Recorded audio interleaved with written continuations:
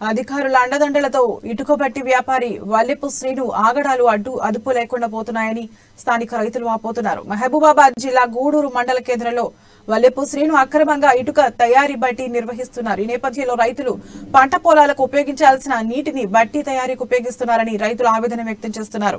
ఇదే విషయంపై ఉన్నతాధికారులకు ఫిర్యాదు చేసినా ఉపయోగం లేకుండా పోయిందని వాపోతున్నారు. అధికార బలంతో అక్రమాలు చేస్తున్నా ఎవరూ పట్టించుకోవడం లేదన్నారు. తమ పంట పొలాలు ఎండిపోయే స్థితికి వచ్చాయని న్యాయం చేయాలని రైతులు వేడుకుంటున్నారు.